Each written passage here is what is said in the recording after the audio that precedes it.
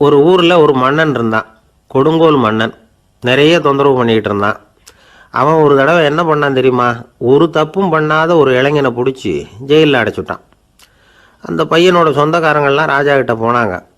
அவன் ஒரு தவறும் பண்ணலை, அவனை விடுதலை பண்ணுங்க அப்படின்னு கெஞ்சி கேட்டுக்கிட்டாங்க. மன்னன் யோசனை பண்ணான். அந்த இளைஞனை கூப்பிட்டுக்கிட்டு வர சொன்னான். அவனை கொண்டாந்து ராஜா முன்னாடி நிறுத்தினாங்க. இதை பாருப்பா, உன்னை நான் விடுதலை பண்ணுவேன், ஆனால் ஒரு கண்டிஷன். அந்த நிபந்தனையை நீ நிறைவேற்றினா உனக்கு விடுதலை அப்படின்னா மன்னன். சரின்னு ஒத்துக்கிட்டான் பையன். மன்னன் கண்டிஷன் என்னங்கிறத சொன்னான். உங்ககிட்ட ஒரு செம்மறி ஆட்டை கொடுக்க போகிறேன். 1 மாதத்துக்கு அதுக்கு தேவையான தீனியையும் கொடுக்க போகிறேன். 1 மாதம் கழித்து அந்த ஆட்டை எடை போட்டு பார்ப்பேன். அந்த ஆட்டின் எடை கொஞ்சம் கூட கூடி இருக்கக்கூடாது. எடை கூடி இருந்தால் உனக்கு விடுதலை கிடையாது. என்ன சொல்கிற அப்படின்னா. பையனுக்கு ஒன்றும் புரியல, பயமாக போயிட்டுது. குழம்பிக்கிட்டே நின்றுக்கிட்டு இருக்கிறான். சரி, ஒரு நாள் டைம் தரேன், நல்லா யோசனை பண்ணி பார்த்துட்டு நாளைக்கு உன் முடிவை சொல்லு அப்படின்னா மன்னன். பையன் கவலையோடு வெளியில் வந்தான். அங்கே ஒரு பெரியவர் நின்றுக்கிட்டு இருந்தார். அவர்கிட்ட விஷயத்தை சொன்னான். அந்த பெரியவர் இந்த பையனுக்கு காதோட காதாக ஒரு வழியை சொல்லி கொடுத்தார். அதை கேட்டதும் பையன் மறுபடியும் மன்னன் முன்னாடி நின்னா, உங்கள் நிபந்தனையை ஏற்றுக்கிறேன்னு சொன்னான். மன்னன் ஒரு ஆட்டுக்குட்டியையும் அதுக்கு 1 மாதத்துக்கு தேவைப்படுற தீவனத்தையும் கொடுக்கும்படியாக உத்தரவு போட்டான். கொடுத்தாங்க, ஓடிட்டு போயிட்டான். 1 மாதம் தினமும் தவறாமல் அந்த தீவனத்தை ஆட்டுக்குட்டிக்கு போட்டுக்கிட்டு இருக்கிறான். 1 மாதம் கழித்து அந்த ஆட்டை அரண்மனைக்கு ஓட்டிகிட்டு போனான். மன்னன் அதை எடை போட்டு பார்க்குறான். எடை கூடவே இல்லை, அப்படியே தான் இருக்குது. உடனே போட்ட நிபந்தனைப்படி அந்த இளைஞனை விடுதலை பண்ணிவிட்டான். சரி, ஆட்டுக்கு எடை கூடாமல் இருக்கிறதுக்கு அந்த பெரியவர் சொல்லி கொடுத்த யோசனை என்ன அப்படின்னா, அது வேற ஒன்றும் இல்லை. அந்த ஆட்டுக்கு எதிரில் அது கண்ணில் படுற மாதிரி ஒரு ஓநாயை கட்டி போட சொன்னார். அவ்வளவுதான். ஆட்டுக்கு ஓநாய்ங்கிறது பிறவி பகை. ஓநாயை பார்த்தா ஆடு நடுங்க ஆரம்பிச்சிரும், அவ்வளவு பயம். தினமும் அந்த ஆடு பயந்துக்கிட்டே தீனி சாப்பிட்டுது, எடை கூடல. அதுதான் ரகசியம். இது சின்ன பிள்ளைங்களுக்கான ஒரு கதை. இதிலேருந்து தெரிஞ்சுக்க வேண்டிய உண்மை என்னென்னா, நாமெல்லாம் சாப்பிட்றப்ப மனசும் உடம்பும் அமைதியாக இருக்கணும். அப்போ தான் அது உடம்புல ஒட்டும். அவசரத்துலேயும் பயத்துலையும் சாப்பிட்டா அது சரியாக ஜீரணமாகாது. இன்னொரு ராஜா இருந்தார். அவரும் ஒரு இளைஞனை ஜெயிலில் அடைச்சி விட்டார். விடுதலை பண்ணணும்னா ஒரு கண்டிஷன்னார். என்னன்னு கேட்டான்.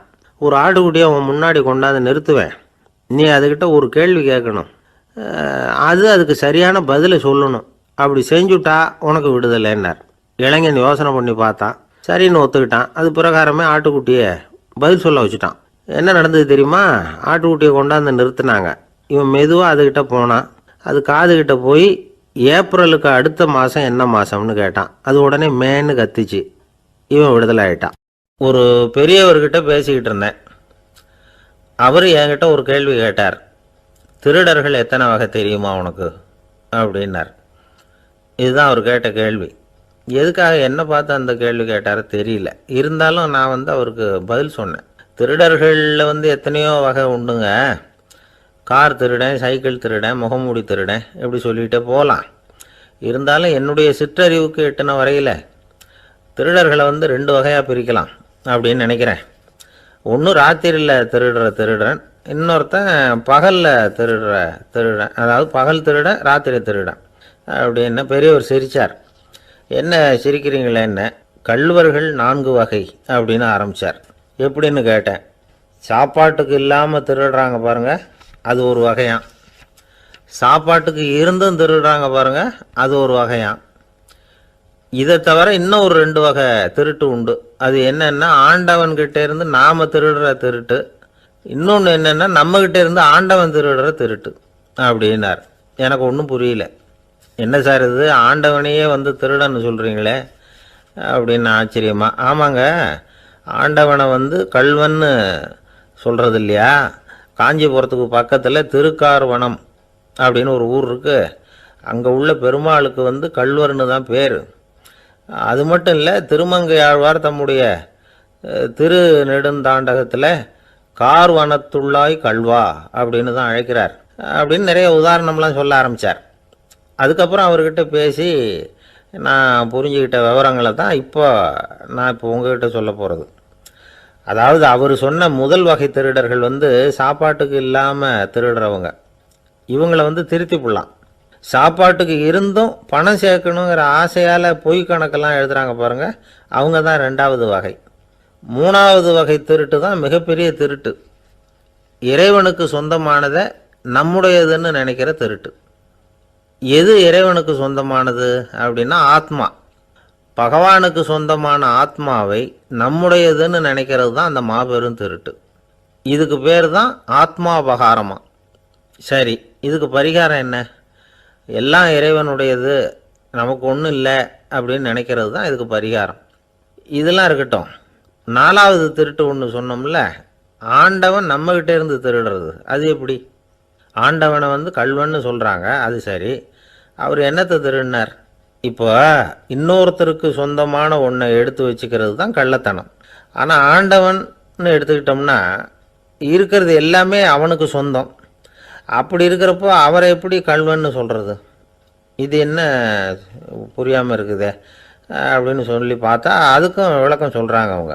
அதாவது ஆண்டவனுக்கு உருவமே கிடையாது, அரூபமாக இருக்கிறவன், அதாவது உருவம் இல்லாமல் இருக்கிறவன்.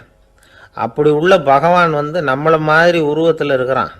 நம்மளை மாதிரியே கையை காலு மூக்கெல்லாம் இருக்குது ஆண்டவனுக்கு. இந்த உருவம் நம்மகிட்ட இருந்து திருடினது தானே. அவன் தன்னுடைய உண்மையான திருமேனியை நமக்கு காட்டாமல், அதாவது தரிசனம் கொடுக்காமல் இருக்கிறது கள்ளத்தனம் தானே. அதனால தான் இதுவும் ஒரு பெரிய திருட்டு, இருக்கிறதுலே மிகப்பெரிய திருட்டு அப்படிங்கிறார்.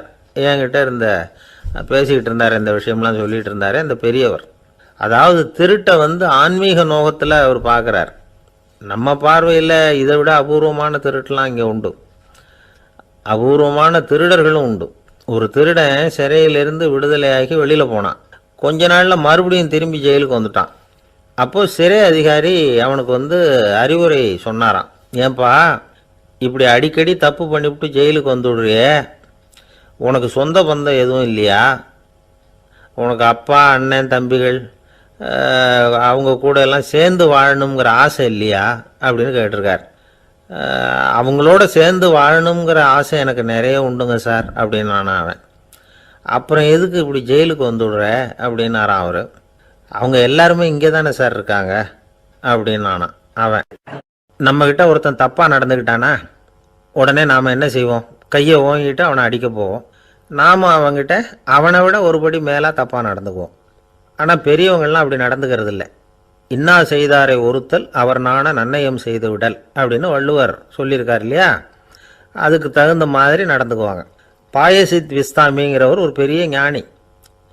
அவர் ஒரு நாள் ராத்திரி ரொம்ப நேரம் மசூதியில் இருந்துட்டு வீட்டுக்கு திரும்பி வந்துக்கிட்டு இருக்கிறார். வழியில் ஒரு குடிகாரன், அவன் கையில் ஒரு இசைக்கருவி, அதை கண்ணா பின்னான்னு மீட்டிக்கிட்டு வாய்க்கு வந்தபடியே என்னத்தையோ பாட்டுன்னு நினச்சிக்கிட்டு பாடிக்கிட்டு அவன் பாட்டுக்கு கிடக்கிறான் வழியில். அதோடு இருந்தாலும் பரவாயில்ல, அந்த பக்கமாக வழியில் போகிறவங்க வர்றவங்களையெல்லாம் பார்த்து கண்ணா பின்னான்னு திட்டிகிட்டு இருக்கிறான், ரொம்ப வளர்க்குறான். பாயசீத் பிஸ்தாமிங்கிற அந்த பெரியவர் அந்த வழியாக போகிறார். அவனை பார்க்குறார். அவனுடைய நிலைமையை பார்த்துட்டு பரிதாபப்படுறார். ஏன்பா இது மாதிரியெல்லாம் நடந்துக்கிற, இப்படி நடக்கலாமா அப்படின்னு ஏதோ கொஞ்சம் புத்திமதி சொல்கிறதுக்கு ஆரம்பித்தார். அவனுக்கு கோபம் வந்துட்டுது. கையில் வச்சுருந்த வாத்திய கருவி அதால் ஓங்கி அந்த பெரியவர் தலையில் ஒரு அடி கொடுத்தான். இரத்த காயம் ஏற்பட்டு போச்சு. அவன் கையில் இருந்த இசைக்கருவியும் அடித்த வேகத்தில் 2ஆக உடஞ்சி போச்சு. அவ்வளோ வேகமாக அடிச்சிருக்கான். இவ்வளவு தூரத்துக்கு நடந்து போச்சுல்ல, அந்த மாபெரும் ஞானி வாயை திறந்து ஒரு வார்த்தை கூட பேசலை. பேசாமல் தலையை பிடிச்சிக்கிட்டு அவர் பாட்டுக்கு போயிட்டார். மறுநாள் அந்த பெரியவர் என்ன பண்ணார் தெரியுமா? கொஞ்சம் இனிப்பு பண்டங்கள், கொஞ்சம் பணம், இது 2ஐயும் ஒரு ஆள் மூலமாக அனுப்பி வச்சார் அந்த குடிகாரனுக்கு. அவனுக்கு ஒன்றும் புரியல. என்ன விவரம்னு விசாரித்தான். வந்த ஆள் ஒரு கடுதாசியை நீட்டினான். அதில் விவரம் இருந்தது. ஞானி எழுதியிருக்கிறார், இதை பார்ப்பா, உங்களுடைய இசைக்கருவி உடையறதுக்கு என்னுடைய தலை காரணமாக ஆயிட்டுது. அதுக்காக நான் ரொம்ப வருத்தப்படுறேன். அதுக்காக தான் பணம் அனுப்பி வச்சுருக்கேன். வேறு புதுசாக ஒரு இசைக்கருவி வாங்கிக்கோ. அப்புறம் இன்னொரு விஷயம், நேற்றுக்கு ராத்திரி என்கிட்ட ஏகப்பட்ட கசப்பான வார்த்தைகளை பேசினேன். இதோடு அனுப்பியிருக்கிற இனிப்பு பண்டங்களை சாப்பிட்டு உன்னுடைய நாவில் உள்ள கசப்பை மாற்றிக்கோ அப்படின்னு அதில் எழுதப்பட்டிருந்தது. இந்த சமயத்தில் அவன் குடி மயக்கத்தில் இல்லை, தெளிஞ்சு போயிருந்த நேரம் இது. அதனால் அதை படித்த உடனே அவனுக்கு ரொம்ப வெக்கமாக போச்சு. தலை குனிஞ்சான், யோசனை பண்ணான். கொஞ்ச நேரத்தில் தன்னுடைய நண்பர்கள் சில பேரையும் கூப்பிட்டுக்கிட்டு நேராக அந்த ஞானி இருக்கிற இடத்துக்கு ஓடினான். அவர் காலில் விழுந்தான், அவர்கிட்ட மன்னிப்பு கேட்டுக்கிட்டான். பெரியவங்களே தெரியாமல் நான் இந்த பாவ செயலை பண்ணிவிட்டேன், என்னை மன்னிச்சுங்க, உங்களுடைய பொறுமையும் போதனையும் என்னுடைய கண்ணை திறந்துட்டுது. இனிமேல் நானும் என்னுடைய நண்பர்களும் நல்ல வழியில் திருந்தி வாழ போகிறோம் அப்படின்னா. ஞானி செய்த நன்னயம் குடிகாரனை எப்படி திருத்தியிருக்கு பார்த்தீங்களா? இந்த கதையை கேட்டுவிட்டு ஒருத்தர் சொன்னார், என் வாழ்க்கையில் கூட அப்படி ஒரு சம்பவம் நடந்தது சார். நானும் ஒரு நாள் ராத்திரி ஓவராக குடிச்சிட்டு ஒரு கிட்டாரை வாசிச்சுக்கிட்டு கண்ணாபின்னான்னு உளறிக்கிட்டு திட்டிக்கிட்டு இருந்தேன். அந்த சமயம் அந்த வழியாக ஒருத்தர் வந்தார். ஓங்கி தலையில் ஒரே ஒரு அடி, ரத்தம் வந்துட்டுது. அதுக்கப்புறம் என் மனசு தெரிந்துவிட்டுது சார் அப்படின்னார். அப்படியா என்ன ஆச்சரியமா? ஆமாம் சார், அடி விழுந்தது அவர் தலையில் இல்லை, ஏன் தலையில். வந்தவர் என்ன அப்படி அடிச்சுட்டார். மயக்கம் தெளிஞ்சதுக்கு அப்புறம்தான் எனக்கு விவரம் புரிஞ்சுது. அவர் ஒரு போலீஸ்காரரு அப்படின்னார் ரொம்ப சோகமாக. ஒரு நாள் ராமர் அரசவையில் உட்காந்துருக்கிறார். ராமராஜ்யம் நடந்துக்கிட்டு இருந்த நேரம். அந்த சமயத்தில் ஒரு நாய் வந்து அரச சபைக்கு வந்துதான். அது தலையில் அடிபட்டு ரத்தம். அந்த கோலத்தில் அது அங்கே வந்தது. எல்லாரும் ஆச்சரியமாக அதை பார்த்தாங்க. ராமரும் அந்த நாயை பார்த்தார்.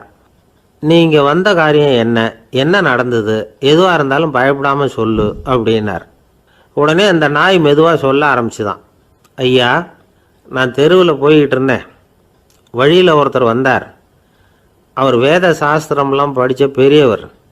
அவர் எந்த காரணமும் இல்லாமல் அவர் கையில் வச்சுருந்த குச்சியால் என் தலையில் அடிச்சுட்டார்.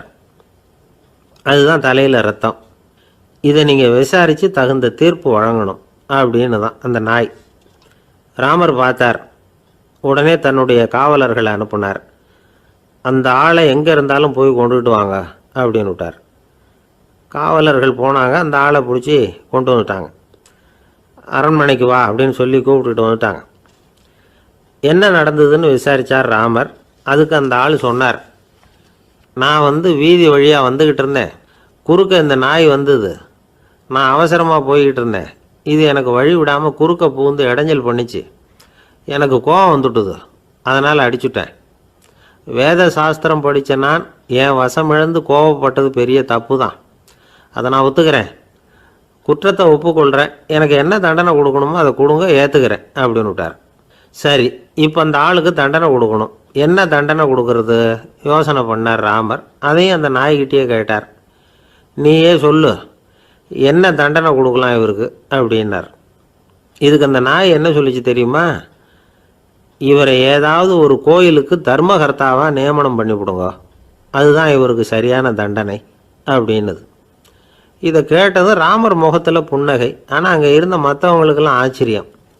அது எப்படி, தப்பு செஞ்சவங்களுக்கு தண்டனை கொடுக்கறது தானே நியாயம், அதை விட்டுட்டு தர்மகர்த்தா பதவியை கொடுக்க சொல்லுது இந்த நாய் அப்படிங்கிற ஆச்சரியம். இந்த சந்தேகத்தை அந்த நாய்கிட்டேயே கேட்டாங்க அங்கே இருந்தவங்க. இதுக்கு அந்த நாய் பதில் சொல்லிச்சான். நான் வந்து போன பிறவியில் ஒரு கோயிலுக்கு தர்மகர்த்தாவாக இருந்தேன். எவ்வளவோ கவனமாக எச்சரிக்கையாக தான் என்னுடைய கடமைகளையெல்லாம் செஞ்சுக்கிட்டு வந்தேன். அப்படி இருந்தாலும் சில சமயங்களில் என்னையும் மீறி கோயில் செல்வத்தை நான் அனுபவிக்கிறதுக்கு காரணமாயிட்டேன். ஒரு கோவிலுக்கு தர்மகர்த்தாவாக இருக்கிறவங்க எப்படியும் இந்த பாவத்திலேருந்து தப்பிக்கிறது கஷ்டம். அதனால தான் நான் இந்த பிறவியில் நாயாக பிறந்து இப்படி கஷ்டப்படுறேன். இதே நிலைமை இந்த ஆளுக்கும் ஏற்படணும் அப்படிங்கிறதுக்காக தான் அவரையும் ஒரு கோயிலுக்கு தர்மகர்த்தாவை நியமிக்கும்படி கேட்டுக்கிட்டேன் அப்படின்னு தான் இந்த நாய். இதிலேருந்து என்ன தெரியுது? எந்த பதவியில் நாம் இருந்தாலும் நமக்கு தெரியாமல் கூட அதை தவறாக உபயோகப்படுத்தக்கூடாதுங்கிறத இதிலேருந்து புரிஞ்சுக்கணும். இல்லைன்னா அடுத்த பிறவியில் நாயாக பிறந்து எங்கேயாவது போய் வாழை ஆட்டிகிட்டு நிற்க வேண்டியது தான். கோவில் வாசலில் 2 நாய் பேசிக்கிட்டு இருந்து தான், போன ஜென்மத்தில் நான் மனுஷனாக தான் இருந்தேன். ஒரு கோவில் பூசாரி பேச்சை கேட்டுவிட்டு அவரோட கூட்டு சேர்ந்துக்கிட்டு ஆண்டவன் போட்டிருந்த நகையெல்லாம் அபகரித்து என்கிட்ட கொடுத்தாரு அவர். நான் எடுத்துகிட்டு வந்துட்டேன். திருடினது அந்த ஆள் தான், எடுத்துக்கிட்டு வந்தது தான் நான். இருந்தாலும் நான் மட்டும் நாயாக பிறந்துட்டேன். இப்போ மட்டும் அந்த பூசாரி என்கிட்ட மாட்டினா கடித்து குதறி போடுவேன் அப்படின்னு தான். அவசரப்பட்டு அப்படி செஞ்சுடாதே. பதிலுக்கு அவரும் உன்னை திருப்பி கடித்தாலும் கடிச்சிருவார். ஏன்னா அவரும் இப்போ ஒரு நாயாக தான் பிறந்திருக்கிறார் அப்படின்னு தான் இன்னொன்று. அது எப்படி உனக்கு தெரியும்னு தான் இது. நான் தானே அது அப்படின்னு தான் அந்த நாய். அப்படி ஒரே ஒரு ஊரில் ஒரு அம்மா இருந்தாங்க. அந்த அம்மாவுக்கு ஒரே ஒரு பிள்ளையாண்டான். அவனுக்கு ரொம்ப அக்கறையோடு கல்யாணம் பண்ணி வச்சாங்க. கல்யாணம் முடிஞ்சதும் மருமக பொண்ணு வீட்டுக்கு வந்து சேர்ந்தது. அப்பாடா, என் கடமை முடிஞ்சுது, இனிமேல் அக்கடான்னு எங்கேயாவது ஒரு மூலையில் படுத்து கிடக்கலாம் அப்படின்னு நினச்சாங்க அந்த அம்மா. ஆனால் நினைக்கிறபடி எங்கே நடக்குது? அதுக்கப்புறம் தான் பிரச்சனையே ஆரம்பமாச்சு. மருமகள் குணம் சரியில்லை, ஒரு மாதிரி. அந்த பொண்ணு வீட்டுக்கு வந்ததுமே முதல் வேலையாக மாமியாரை பார்த்து, அதுதான் நான் வந்துட்டேன்ல, இனிமேல் உங்களுக்கு என்ன வேலைங்க, புறப்பட வேண்டியது தானே, காசி ராமேஸ்வரம்னு எங்கேயாவது போங்க அப்படின்னுட்டு தான். மாமியார் பார்த்தாங்க, கொஞ்சம் யோசனை பண்ணாங்க. இந்த பாருமா, நீ இப்படி சொல்கிறதுக்கு முன்னாடியே வீட்டை விட்டு புறப்படணுங்கிற முடிவுக்கு நான் வந்துட்டேன். வீட்டை மட்டும் இல்லை, இந்த உலகத்தை விட்டே கூட போகிறதுக்கு தயாராக இருக்கிறேன். ஆனால் ஒரே ஒரு விஷயத்துக்காக என் உயிரை கையில் பிடிச்சிக்கிட்டு இருக்கிறேன் அப்படின்னாங்களாம். என்ன விஷயம்னு கேட்டது இந்த மருமக பொண்ணு. வேறு ஒன்றும் இல்லை, என் பிள்ளைக்கு கல்யாணம் பண்ணி வச்சுட்டேன். ஒரு பேர புள்ள பிறந்து அதை என் கண்ணால் பார்த்துட்டேன்னா நான் எங்கே வேணும்னாலும் போகிறதுக்கு தயாராக இருக்கிறேன் அப்படின்னாங்களாம் அந்த மாமியார். மாமியார் இப்படி சொல்கிறதுலேயும் நியாயம் இருக்கிறதாக பட்டுது அந்த பொண்ணுக்கு. சரி, அப்படியே இருந்து பார்த்துட்டு போகலாம் அப்படின்னு அனுமதி கொடுத்தது. கொஞ்ச காலத்தில் ஒரு பேரன் பிறந்தான். அந்த அம்மாவும் பேரனை கண்ணால் பார்த்துட்டாங்க. சரி, பேரனை பார்த்தாச்சுல்ல, இனிமேல் புறப்பட வேண்டியது தானே அப்படின்னது மருமக பொண்ணு. மாமியார் பார்த்தாங்க, நீ சொல்கிறது சரிதாம்மா, அதில் ஒன்றும் தப்பு இல்லை. என்னோடய பேரன் உங்களை அம்மா அப்பான்னு கூப்பிடுறத என் காது குளிர கேட்டுட்டு போயிடுறேனே அப்படின்னாங்களாம். சரி, அந்த ஆசையை நிறைவேறட்டும் அப்படின்னு காத்துக்கிட்டு இருந்தாங்க. பேரன் வளர்ந்தான், நடந்தான், பள்ளிக்கூடம் போனால் பெரியவனானான். மருமக பொண்ணு மறுபடியும் மாமியாரை விரட்ட ஆரம்பிச்சுட்டுது, இன்னும் புறப்புள்ளையான்னு. இதை பாருமா, இது வரைக்கும் இருந்துட்டேன். பேரனோட கல்யாணத்தையும் கண்ணால் பார்த்தா தான் இந்த கட்டை வேகும் போல் இருக்குது அப்படின்னு சொல்லி ஒரு மாதிரியாக பேச ஆரம்பித்தாங்க. இதுவும் நியாயமான ஆசையாக தான் படுது அப்படின்னு அது யோசிச்சிருக்கு அந்த பொண்ணு. சரின்னு அதுக்கும் ஒத்துக்கிட்டது. உடனே பேரனுடைய கல்யாணமும் முடிஞ்சது ஒரு வழியாக. இனிமேல் ஒரு நொடி கூட இங்கே இருக்கக்கூடாது, புறப்படுங்க அப்படின்னு மாமியாரை விரட்டிச்சான் அந்த பொண்ணு. இப்போ அந்த மாமியார் தன்னோட மருமகளை பார்த்து சொல்கிறாங்க, இதோ கிளம்பிட்டேம்மா, என் மூட்டை முடிச்செல்லாம் கட்டிக்கிட்டேன், புறப்பட்டுவிட்டேன். அப்படியே நீயும் உன் துணிமணிகளை மூட்டை கட்டிக்கிட்டு கிளம்பிடும், என்னோட சேர்ந்து 2 பேருமா சேர்ந்து போயிடலாம் அப்படின்னாங்களாம். அந்த பொண்ணு முழிக்குது.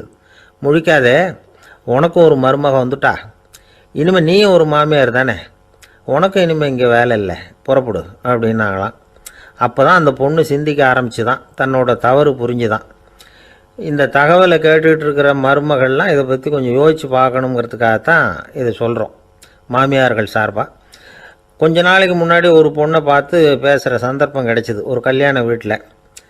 அந்த பொண்ணு சொல்லிச்சு, சார் எனக்கு கல்யாணம் ஆகி 15 வருஷம் ஆகுது, நான் மாமியார்கிட்ட சண்டை போட்டதே இல்லை அப்படின்னு ரொம்ப அடக்கமாக சொல்லிச்சு. அது எப்படிம்மா சாத்தியமாச்சுன்னு கேட்டோம்.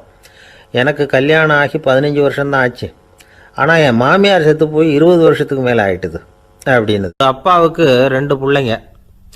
மூத்தவன் ரொம்ப அடக்கம், அப்பா எது சொன்னாலும் கேட்பான், பெரியவங்களுக்கு கீழ்ப்படிஞ்சு நடப்பான். இளையவன் அப்படி இல்லை, தான் நினச்சதை தான் சொல்லுவான், செய்வான். அடுத்தவங்க சொல்கிறத கேட்க மாட்டான், அடங்கி நடக்க மாட்டான். இந்த 2 பேரில் யாரை உங்களுக்கு பிடிக்கும்? பெரியவனை தான் பிடிக்கும், ஏன்னா அவன் தான் சொல்கிற பேச்சை கேட்குறவன் அப்படின்னு சொல்லுவீங்க. ஆனால் ஒரு ஞானி என்ன சொல்கிறார் தெரியுமா? ஒரு குழந்தை அதன் அறிவுக்காக மதிக்கப்பட வேண்டுமே தவிர அதனுடைய கீழ்ப்படியும் தன்மைக்காக அல்ல அப்படிங்கிறார். நம்ம குழந்தைகளை சுயமாக சிந்திக்கிறதுக்கு நாம் விடுறதில்லை, மற்றவங்கள பார்த்து காப்பி அடிக்கிறதுக்கு தான் நாம் அவங்களுக்கு கற்றுக் கொடுக்குறோம். புகழ்பெற்ற மனிதர்கள் சிலருடைய பேரை சொல்லி நீயும் அவர் மாதிரி ஆகணும், இவர் மாதிரி ஆகணும் அப்படின்னு சொல்லிகிட்டே இருக்கிறோம். குழந்தைகள் தங்களுடைய தனித்தன்மையை வளர்த்துக்கிறதுக்கு நாம் தடையாக இருக்கிறோம். ஒரு குழந்தைகிட்ட அனாவசியமாக நம்பிக்கையை வளர்த்துடக்கூடாது, எந்த கோட்பாட்டையும் திணிக்கக்கூடாது. நாம் ஏற்கனவே அர்த்தமில்லாத கருத்துக்களையும் கொள்கைகளையும் மனசில் போட்டு நிரப்பி வச்சுருக்கிறோம். இந்த உலகத்துக்கு புதுசாக சேர்ந்திருக்கிற ஒரு குழந்தையின் தூய்மையான மனசில் நம்ம கருத்துக்களை அறிமுகம் செய்ய அல்லது திணிக்கிறதுக்கு நமக்கு எந்த அதிகாரமும் கிடையாது. ஒரு குழந்தைய நீ இந்த மதத்தை சேர்ந்தவன் அப்படின்னு பிறந்ததுமே ஒரு முத்திரை குத்தி விடுறோம். இது அதோட சுதந்திரத்தை ஆரம்பத்திலேயே கிள்ளி எறிகிறது மாதிரி தான். நீங்கள் ஒரு மதத்தின் வழிமுறைகளை கடைப்பிடிச்சிக்கிட்டு வர்றீங்க, அந்த வழியில் போய்கிட்டு இருக்கிறீங்க, சரி, அதனால் போகிறீங்க. அதுக்காக உங்கள் குழந்தையையும் அதே வழியில் தான் வரணும் அப்படின்னு கட்டாயப்படுத்துறதுக்கு உங்களுக்கு என்ன உரிமை இருக்குது? அந்த குழந்தை சுயமாக சிந்தித்து ஒரு முடிவுக்கு வரட்டுமே, அதுக்கு நீங்கள் ஏன் தடையாக இருக்கிறீங்க? நமக்கு உண்மையிலேயே நம்ம குழந்தை மேலே அன்பு இருந்தால் இது மாதிரி திணிப்பு வேலைகளை செய்யக்கூடாது. திணிப்பு வேலைகளிலிருந்து குழந்தைகளை காப்பாற்றினா போதும், அதுதான் ரொம்ப முக்கியம். அடுத்த தலைமுறை அற்புதமான தலைமுறையாக உருவாகும். நாம் தான் சாதி மத சங்கடங்களில் மாட்டிக்கிட்டு தவிக்கிறோம். அவங்களாவது சாதி மத வேறுபாடு இல்லாத சமுதாயத்தை பார்க்கட்டுமே, அந்த சௌகரியங்களை அனுபவிக்கட்டுமே. அதுக்கு நாம் என்ன செய்யணும்னா ஒன்றும் செய்யாமல் இருந்தால் போதும். ஒரு குழந்தைகிட்ட நம்ம கருத்தை திணிக்கும் பொழுது என்ன ஆகுது தெரியுமா? அது அவனை அவங்ககிட்ட இருந்தே அப்புறப்படுத்தி விடுது. அவனுடைய தனித்தன்மையை அழிச்சுடுது. அவனை ஒரு எல்லைக்குள்ளே திணிச்சுடுது. இதெல்லாம் அன்புங்கிற பேரால் பெற்றோர்கள் செய்கிற தப்பு. இதெல்லாம் கேட்டுக்கிட்டு இந்த காலத்தில் அப்பா ஒருத்தர் சொன்னார், நான் கருத்துக்களை எல்லாம் என் பையன்கிட்ட திணிக்கிறது இல்லைங்க, ஆனால் அதிகமாக சாப்பிட சொல்லி கட்டாயப்படுத்துவேன் அப்படின்னார். உங்கள் வீட்டு சமையல் அவ்வளோ நல்லா இருக்குமான்னு கேட்டாங்க. நல்லா இருந்தால் நான் ஏன் அவனை சாப்பிட சொல்லி கட்டாயப்படுத்த போகிறேன் அப்படின்னார். காஞ்சிபுரத்தில் பல்லவ ராஜா ஒரு கோவில் கட்டினார், கைலாசநாதர் கோவில். அதுக்கு கும்பாபிஷேகம் பண்ணுறதுக்கு ஒரு நாள் குறிப்பிட்டு அதுக்கு வேண்டிய ஏற்பாடுகள்லாம் பண்ணினார். முதல் காரியமாக கடவுளை வேண்டிக்கிட்டார், நீங்கள் இந்த கும்பாபிஷேகத்துக்கு நேரில் கலந்துக்கணும்னார். கடவுள் அந்த ராஜா கனவுல வந்தார்.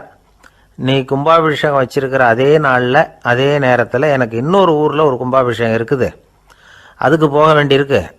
அதாவது திருநின்ற ஊரில் என்னுடைய பக்தர் ஒருத்தர், அவரும் ஒரு கோயில் கட்டி கும்பாபிஷேகம் செய்கிறார், நான் அதுக்கு போக வேண்டியிருக்கு, அதனால் உன்னுடைய தேதியை நீ மாற்றி வச்சுக்கோ அப்படின்னார். கடவுள் தான் எங்கேயும் இருக்கிறவராச்சே, அவர் நினச்சா 2 இடத்துலையும் இருந்து கோயில் கும்பாபிஷேகத்தை நடத்த முடியாதா? ஏன் இப்படி செய்யலை? அது ஒரு முக்கியமான காரணத்துக்காகத்தான். திருநின்ற ஊரில் இருந்த பூசலாருங்கிற அந்த அடியாரின் பெருமையை இந்த உலகத்துக்கு எடுத்து காட்டணுங்கிறதுக்காகத்தான் கடவுள் அந்த ராஜா கிட்ட அப்படி சொன்னார். சரி, அந்த அடியார் அப்படி என்னதான் பெருசாக கோயில் கட்டி விட்டார்? ராஜா கட்டின கோயிலை விட பெருசா? அவர் கட்டினது கருங்கல்லாலேயோ மண்ணாலேயோ மரத்தாலேயோ இல்லை. அவர் கட்டின கோயில் வேறு மாதிரி. அது மனசால் கட்டின கோயில், மனசுக்குள்ளே இருக்கிற கோவில், மனக்கோவில். அந்த அடியார் தன்னோட மனசுக்குள்ளே மாதக்கணக்காக ஒவ்வொரு கல்லாக சேர்த்து கட்டின கோவில். இந்த விஷயம் ராஜாவுக்கு தெரியாது. அவர் என்ன நினச்சிட்டாரு, அது நாம் கட்டின கற்கோயிலை விட ரொம்ப பெருசாக இருக்கும் போல இருக்கு அப்படின்னு நினச்சிட்டார். சரி, அப்பேற்பட்ட அந்த கோயிலை தரிசனம் பண்ணிவிட்டு வருவோம் அப்படின்னு நினச்சி ராஜா திருநின்ற ஊருக்கு போகிறார். அங்கே போய் பார்த்தா கோயிலையும் காணும், ஒன்றையும் காணும். கடைசியில் பூசலார் கட்டின மனக்கோவில் தான் அதுங்கிறத அவர் புரிஞ்சுக்கிறார். உடனே அந்த அடியாரின் காலில் விழுந்து வணங்குறார். அவரோ, இது மனசால முயன்ற கோவில், இதுக்கு இத்தனை பெருமையா அப்படின்னு ஆச்சரியப்படுறார். இதில் ஆச்சரியப்படுறதுக்கு ஒன்றும் இல்லை. ஆண்டவன் விரும்புகிறது அகபக்தியையே தவிர புற தோற்றங்களே அல்ல. இதை நாம் புரிஞ்சுக்கிட்டோம்னா நமக்குள்ள எந்த வேறுபாடுகளும் வர்றதுக்கு வழியே இல்லை. இன்னொரு ராஜா இருந்தார். அவர் ஆண்டவனுக்கு படைக்கிறதுக்காக ஒரு தார் நல்ல செவ்வாழைப்பழமாக எடுத்துக்கிட்டு போகணும்னு நினச்சார். அதனால் நாளே அதை வாங்கிட்டு வர சொன்னார் வேலைக்காரங்கிட்ட. வேலைக்காரன் போனால் கடைத்தெருவில் ஒரு தார் பழம் வாங்கினா, வர்ற வழியில் அவன் குடிசை. அப்படியே எட்டி பார்த்துட்டு போவோமேன்னு நினச்சான். போனான். அங்கே இவனோட குழந்தை பாவம் பசியால் கத்திக்கிட்டு இருக்கு. இவன் பார்த்தான், இவ்வளோ பெரிய தாரில் ஒரு 2 பழம் எடுத்தா தெரியவா போகுது அப்படின்னு நினச்சி ஒரு 2 பழத்தை பிச்சு அந்த குழந்தைகிட்ட கொடுத்தான். அதை வாங்கி வயிறார சாப்பிட்டுது, பசி அடங்குச்சு, விளையாட போயிட்டுது. இவன் அதுக்கப்புறம் வாழைப்பழத்தை எடுத்துக்கிட்டு அரண்மனைக்கு வந்தான். 2 பழம் பிச்சிருக்கிறது ராஜாவுக்கு தெரிஞ்சு போச்சு. இவன் உண்மையை சொல்லிவிட்டான். உடனே ராஜா, கடவுளுக்கு படைக்க வேண்டிய பொருளை குழந்தை எச்சில் பண்ண விட்டுருக்கியே அப்படின்னு சொல்லி அவனை கட்டி வச்சு சாட்டையால் அடித்தார் பாவம். மறுநாள் பழத்தை கோயிலுக்கு எடுத்துகிட்டு போனார். கடவுள் முன்னாடி வச்சார். கடவுள் கண்ணை திறந்து பார்த்தார், பழம்லாம் அழுகி இருக்குது. என்ன இது அழுகி போன பழம் அப்படின்னார். ராஜா முழிச்சார். நல்லா தானே இருந்தது அப்படின்னு நினச்சார். அப்போ கடவுள் அந்த ராஜா கிட்ட சொன்னாராம், இதை பார்ப்பா, இந்த தாரில் 2 பழம் தான் நல்ல பழம், அந்த 2 பழங்களையும் நேற்றுக்கே நான் சாப்பிட்டுட்டேன் அப்படின்னாராம். அப்போ தான் ராஜாவுக்கு புரிஞ்சுது, ஏழை குழந்தையின் பசியை தீர்க்கறதுக்காக உதவுன அந்த 2 பழம்தான் இறைவன் சாப்பிட்ட பழம்னு. இறைவன் இருக்கிற இடம் எது? இதுதான். கணவன் மனைவி அன்பாக இருக்கணும், ஒருத்தர் நல்லா புரிஞ்சுக்கணும், விட்டு கொடுக்குற மனப்பான்மை வேணும். அதுதான் ஒரு நல்ல குடும்பம். இன்றைக்கி பல குடும்பங்களில் அர்த்தமில்லாத சண்டைகள் தான் அதிகம். கிராமப்புறங்களில் வேடிக்கையாக ஒரு கதை சொல்லுவாங்க. ஒரு ஊரில் ஒரு ஆள் இருந்தான், வேலை வெட்டி இல்லாமல் சும்மாவே இருந்தான். அவனுக்கு கல்யாணம் பண்ணி வச்சாங்களாம். மனைவி சேர்ந்தா, சும்மாவே உட்காந்துருக்கிறியே, ஏதாவது சம்பாதிக்கிற வழியை பாரு அப்படின்ட்டுருக்கா. அதுக்கு தான் யோசனை பண்ணிகிட்டு இருக்கிறேன், ஒரு அருமையான ஐடியா அப்படின்னு நானா. என்ன அது சொல்லு அப்படின்ட்டுருக்கா. அவள் ஒரு ஆட்டுக்குட்டி வாங்க போகிறேன்ருக்கான். அதை வாங்கி என்ன பண்ண போகிறேன்னா, அந்த குட்டி வளரும், பெருசாகும், அதுக்கப்புறம் அது நிறைய குட்டி போடும் அப்படின்ட்டுருக்கான். சரி, அப்புறம் அப்புறம் என்ன, அதையெல்லாம் சந்தையில் கொண்டுட்டு போய் விற்றுவிட்டு அந்த காசுக்கு ஒரு எருவு மாடு வாங்கலாம். சரி, அது எதுக்கு? எருவு மாடு நிறைய பால் கொடுக்கும், அதை கொண்டுகிட்டு போய் பால் பண்ணையில் கொடுப்பேன், அல்லது நானே விற்றுருவேன், கை நிறைய காசு கிடைக்கும். அதுக்கப்புறம் ஒரு பசுமாடு வாங்குவேன், பாலையும் விற்கலாம், நாமளும் காய் போட்டு சாப்பிட்லாம், இப்படிலாம் சொல்லியிருக்கான். அப்போ அந்த பொண்ணு சொல்லிச்சான், அடுத்த தெருவில் இருக்கிற எங்கள் அம்மா வீட்டுக்கும் கொஞ்சம் பால் கொடுத்து அனுப்பலாம் அப்படின்ட்டுருக்கா அந்த பொண்ணு. இந்த இடத்துல கணவனுக்கு கோவம் வந்துட்டுது. அது எப்படி உங்கள் அம்மா வீட்டுக்கு எதுக்கு கொடுக்கணும், அதெல்லாம் முடியாதுன்றிருக்கான். இந்த இடத்துல சண்டை ஆரம்பமாயிட்டுது. கொஞ்ச நேரத்தில் 2 பேரும் சத்தம் போட ஆரம்பிச்சிட்டாங்க. கடுமையான சண்டை நடக்கிறத பக்கத்து வீட்டுக்காரன் காதில் வாங்கினான். அவன் ஓடியாந்தான். அவனுக்கு தெரியும், வாங்காத மாட்டுக்காக இப்படி சண்டை போட்டுக்கிட்டு இருக்கிறாங்கங்கிறது அவனுக்கு புரியும். அவன் ஓடி வந்து சொன்னான், ஏண்டா உன்னோட பசுமாட்டை ஒழுங்காக கட்டி போடக்கூடாதான்ருக்கான். என்னடா சொல்கிறேன்னா இவன், உன் மாடு என் தோட்டத்தில் வந்து மேய்ஞ்சுட்டுது, பயிரெலாம் நாசமாயிட்டுது, 10,000 ரூபா அளவுக்கு சேதம், அதை வாங்கிட்டு போகிறதுக்கு தான் வந்தேன், குடுறா 10,000 நானான். இவன் அரண்டு போயிட்டான். அப்புறம் சொன்னான், டே நான் இன்னும் மாடே வாங்கலையே, அதுக்குள்ளே அது வந்து எப்படிடா உன் தோட்டத்தில் மேயும், என்னடா உளறேன்ருக்கான். நீ தாண்டா இப்போ உளறிக்கிட்டு இருக்க, மாடே வாங்கலை, அதுக்குள்ளே எப்படிடா வந்து உன்னுடைய மனைவி அவங்க அம்மா வீட்டுக்கு பால் கொடுத்து அனுப்ப முடியும் அப்படின்னு அவன் கேட்டானா. நம்ம ஆளுக்கு இப்போ தான் புத்தி வந்துதான், அர்த்தமே இல்லாத சண்டை போட்டுக்கிட்டு இருக்கிறோம் அப்படிங்கிறத அவன் புரிஞ்சுக்கிட்டானான். இது நம்ம முன்னோர்கள் சொல்லியிருக்கிற ஒரு கதை. சண்டையில் தான் அர்த்தம் இல்லையே தவிர கதையில் அர்த்தம் உண்டு. அதாவது இல்லாத விஷயங்களுக்காக சண்டை போட்டுக்கிட்டு இல்லறத்தை வீணாக்கிக்கிட்டு இருக்கிற மனிதர்கள் இன்றைக்கு நிறைய பேர் இருக்கிறாங்க. ஒருத்தன் தன்னுடைய மனைவியை பற்றி மாமனார்கிட்ட புகார் சொன்னானா, மாமா உங்கள் பொண்ணு அர்த்தமில்லாத சண்டை போடுறா, எதுக்கு எடுத்தாலும் எடுத்தெறிஞ்சு பேசுகிறா அப்படின்ட்டுருக்கான். நீ எப்படி மாப்பிள்ளை அதை சமாளிக்கிற அப்படின்னு கேட்டிருக்காரு அவர். அவள் எடுத்தெறியறது என் மேலே படாமல் ஒதுங்கி நின்றுக்கிறேன் அப்படின்னு நானா இவன். ஒரு சிகை அலங்கார கூடம், ரொம்ப சுறுசுறுப்பாக எல்லாரும் வேலை செஞ்சிகிட்டு இருக்கிறாங்க. முடிவெட்டிக்க வந்திருக்கிறவங்க நிறைய பேர், எல்லோரும் வரிசையாக உட்காந்துருக்குறாங்க. அந்த சமயத்தில் திடீர்னு கதவை திறந்துக்கிட்டு ஒருத்தர் உள்ளே வர்றார். அவர் ஒரு பெரிய மனிதர். அவரும் முடிவெட்டிக்கிறதுக்காக தான் உள்ளே வந்திருக்கிறார். அவரை பார்த்த உடனே அங்கே வரிசையில் உட்காந்துருந்தவங்க எல்லாரும் எழுந்திரிச்சு அவர்கிட்ட வந்துட்டாங்க. அவரை சுற்றி நின்றுக்கிட்டாங்க. எப்படி இருக்கிறீங்க, நல்லா இருக்கீங்களா அப்படின்னு விசாரிக்க ஆரம்பிச்சிட்டாங்க. எல்லாம் முடிஞ்சதும் வந்தவர் கேட்டார், வரிசையில் கடைசியாக இருக்கிறவர் யார் அப்படின்னு கேட்டார். ஏன்னு கேட்டாங்க. நான் அதுக்கு அடுத்தபடியாக உட்காரணும், அதுக்காக தான் கேட்குறேன் அப்படின்னார். உடனே அங்கே இருந்தவங்கள்லாம் என்ன சொன்னாங்க தெரியுமா, நீங்கள் வந்து வரிசையில் காத்திருக்கக்கூடாது, நீங்கள் அரசாங்கத்தின் தலைவர், உங்களுக்கு நேரம் முக்கியம், அதனால் நீங்கள் முன்னாடி போங்க அப்படின்னு சொன்னாங்க. ஆனால் அதை அவர் கேட்கல. தோழர்களே, உங்களுடைய கருத்துக்கு ரொம்ப நன்றி, எல்லாரும் வரிசையாக தான் வரணும், அதுதான் முறை, வரிசையில் வரணுங்கிற நடைமுறையை நானும் பின்பற்ற விரும்புகிறேன், நாம் எல்லாரும் சமமானவர்கள் அப்படின்னார். இப்படி சொல்லிவிட்டு வரிசையில் கடைசியாக இருந்த ஒரு நாற்காலியில் போய் உட்காந்துக்கிட்டார். தன் சட்டை பையில் இருந்த ஒரு செய்தித்தாளை எடுத்தார், படிக்க ஆரம்பிச்சிட்டார். ஆனால் அங்கே இருந்தவங்களால் இதை வந்து பார்த்துக்கிட்டு சும்மா இருக்க முடியல. ஒருத்தர் எழுந்திரிச்சு வந்தார். ஐயா, இப்போ என்னுடைய முறை வந்திருக்குது, நான் தான் போக வேண்டிய முறை, உங்களை இங்கே காத்திருக்க வைக்கிறத விட ஒரு 5 ஆண்டுகளுக்கு கூட நான் வந்து முடிவெட்டிக்காமே இருந்துட முடியும் அப்படின்னார். அவர் மறுபடியும் சொன்னார், ஐயா நீங்கள் வந்து வரிசை முறையை தாண்டி போக விருப்பப்படல, சரி, ஆனால் என்னுடைய முறையை வந்து மாற்றி கொடுக்கறதுக்கு எனக்கு வந்து முழு உரிமை இருக்குது, இதுக்கு பதிலாக உங்களுடைய கடைசி இடத்த நான் எடுத்துக்கிறேன், இதை நீங்கள் மறுக்க முடியாதுன்னார். அங்கே இருந்த மற்றவங்களும் இதை ஒரு மனசாக வற்புறுத்த ஆரம்பிச்சிட்டாங்க. அந்த பெரிய மனிதர் பார்த்தார், சரின்னு கடைசியாக ஒத்துக்கிட்டார். அவர் யார் தெரியுமா, அவர் தான் மாவீரர் லெனின். ரஷ்யாவில் கிரெம்ளின் சிகை அலங்கார கூடத்தில் தான் இது நடந்தது. எல்லாரும் இந்நாட்டு மன்னர்கள்னு வாயளவில் பேசுகிறதுல என்ன பிரயோஜனம், நாம் எல்லாரும் சமங்கிறத நடைமுறையில் கடைப்பிடிச்சி காட்டினவங்க கொஞ்சம் பேர் தான். அவங்களில் ஒருத்தர் தான் லெனின். வரிசையில் நின்று வர்றதுங்கிறது ஒரு சிறந்த பண்பு, உயர்ந்த பண்பு. இன்றைக்கி பல இடங்களில் அது நமக்கு தேவைப்படுது. ஒரு ரேஷன் கடைவாசல், கடை திறக்கிறதுக்கு முன்னாடியே எல்லோரும் வந்து வரிசையில் நின்றுட்டாங்க. கடைசியாக வந்த ஒருத்தர் க்யூவில் முன்னாடி போகிறதுக்கு முயற்சி பண்ணுறார். ஏற்கனவே நின்றுட்டு இருக்கிறவங்க அவரை முன்னாடி போகிறதுக்கு விட மாட்டேங்கிறாங்க. கடைசியாக போய் நில்லையா அப்படின்னு எல்லோரும் கத்துறாங்க. அது அவர் காதில் வாங்கலை. முண்டி அடிச்சுக்கிட்டு முன்னாடி போகிறதுக்கே முயற்சி பண்ணிகிட்டு இருக்கிறார். எல்லோரும் சேர்ந்து அவரை வலுக்கட்டாயமாக இழுத்து கொண்டாந்து பின்னாடி கொண்டு போய் நிறுத்திவிட்டாங்க. நிறுத்திவிட்டு சொன்னாங்க, அதை பாருப்பா, நாங்கள் இருக்கிற வரைக்கும் நீங்கள் முன்னாடி போய் எதையும் வாங்க முடியாது, தெரிஞ்சுக்கோ அப்படின்னாங்க. இப்போ அந்த ஆள் சொன்னாராம், நான் இங்கே பின்னாடி நிற்கிற வரைக்கும் நீங்களும் எதுவும் வாங்க முடியாது அப்படின்னாராம்.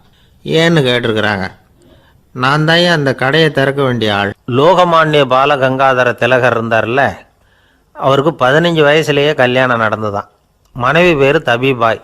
ரொம்ப பெரிய குடும்பத்து பொண்ணு, நல்ல குணம். அவங்க குடும்பம் நடத்திக்கிட்டு இருக்கிறாங்க. அந்த காலத்தில் திருடர்கள் பயம் அதிகம். இந்த காலத்தில் மட்டும் என்னன்னு கேட்குறீங்களா? நீங்கள் கேட்குறது நியாயம்தான். இருந்தாலும் இந்த காலத்து திருடனுக்கும் அந்த காலத்து திருடனுக்கும் ஒரு முக்கியமான வித்தியாசம் உண்டு. அதாவது அந்த காலத்து திருடன்லாம் நியாயம் அநியாயம் பார்க்குறது உண்டு, இந்த காலத்தில் அப்படி பார்க்குறது இல்லை. அந்த காலத்தில் திருட வர்றவங்கள்ட்ட கூட ஒரு தார்மீக உணர்வு உண்டாம். அதாவது அப்போ உள்ள கொள்ளைக்காரங்க எதை களவாடினாலும் சரி, அரிசியை மட்டும் களவாடுறது இல்லையா, அப்படி ஒரு கொள்கை. அதனால் பாருங்கள், அந்த காலத்து பெண்கள் நகை நட்டுகளை பத்திரமா வைக்கணும்னா பெட்டியில் வைக்கிறது இல்லை, அரிசி பானையில் போட்டு வச்சு விடுறது. இப்போல்லாம் பேங்க்கில் சேஃப்டி லாக்கர்னு இருக்குல்ல, அது மாதிரி அந்த காலத்தில் சேஃப்டி லாக்கருங்கிறது அரிசி பானை. இந்த வளையல், மூக்குத்தி, தோடு இப்படி எதுவாக இருந்தாலும் அதில் போட்டு பத்திரமா வச்சுருவாங்க. திருடன் அரிசி பானை பக்கம் போகிறதில்ல. ஏன்னா சாப்பிட்ற விஷயத்தில் கை வைக்கக்கூடாது, அது பாவம் அப்படின்னு அவன் நினைக்கிறான். திலகரோட மனைவி தபீபாயும் அதே மாதிரி தன்னுடைய ஆபரணங்களை ஒரு அரிசி பானைக்குள்ளே போட்டு மூடி வச்சுருந்தாங்களாம். இப்படி இருந்தப்போ ஒரு நாள் ஒரு பிச்சைக்கார பொண்ணு வீடு வீடாக பிச்சை கேட்டுக்கிட்டே வந்திருக்குது. திலகர் வீட்டுக்கும் தர்மம் போடுங்க தாயே அப்படின்னு தான் அந்த பொண்ணு. அந்த அம்மா தபீபாய் காதில் இது விழுந்திருக்கு. உடனே கை நிறைய அரிசி அள்ளிக்கிட்டு போட்டிருக்கு. பாத்திரத்தில் அரிசியை போட்டதுக்கு அப்புறம் தான் தெரியுது, பளிச்சுன்னு கண்ணில் படுது. அதாவது அந்த அம்மாவோட வைர மூக்குத்தி ஒன்று அரிசியோடு சேர்ந்து அந்த பிச்சைக்கார பொண்ணு பாத்திரத்தில் போய் விழுந்துட்டுது. இந்த அம்மாவுக்கு மனசுக்குள்ளே குழப்பம், என்ன இப்படி ஆகிட்டுதே, மூக்குத்தி போயிட்டுதே, பிச்சை பாத்திரத்துலேருந்து அதை எப்படி எடுக்கிறது அப்படின்னு தயக்கம். வாயை திறந்து அதை கேட்குறதுக்கும் கூச்சம். திண்ணையில் உட்காந்துருந்த திலகர் இவ்வளவையும் பார்த்துக்கிட்டு இருக்கிறார். மனைவியின் மனசுக்குள்ளே நடக்கிற மௌன போராட்டத்தை அவர் நல்லா புரிஞ்சுக்கிட்டாராம்.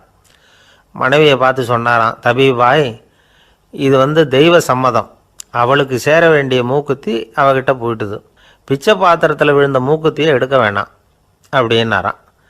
சரின்னு சொல்லிவிட்டு மேற்கொண்டு எதுவும் சொல்லாமல் அந்த அம்மா வீட்டுக்குள்ளே போயிட்டாங்களாம். இந்த காலத்துலலாம் அது மாதிரி நடக்குமா? வெறும் அரிசியை போட்டுவிட்டு விவகாரம் பண்ணிகிட்டு இருக்க மாட்டோமா? ஒரு பெரிய மனுஷன் வீட்டுக்கு ஒரு பிச்சைக்காரன் வந்தான். ஐயா, நாங்கள் பிச்சைக்காரங்கள்லாம் சேர்ந்து ஒரு சங்கம் வச்சுருக்குறோம், அதுக்கு நிதி சேர்க்குறோம், அதுக்கு ஒரு 100 ரூபா கொடுத்தீங்கன்னா எங்களுக்கு பெரிய உதவியாக இருக்கும் அப்படின்னானா. அதெல்லாம் ஒன்றும் கொடுக்க முடியாது போ அப்படின்னாரான் அவர். அப்படின்னா ஒரு 50 ரூபாயாவது கொடுங்களேன் அப்படின்ட்டுருக்கான். அதுவும் முடியாதுன்னு சொல்லிவிட்டார். 25 ரூபா அப்படின்ட்டுருக்கான். எதுவும் முடியாது அப்படின்னாரான்.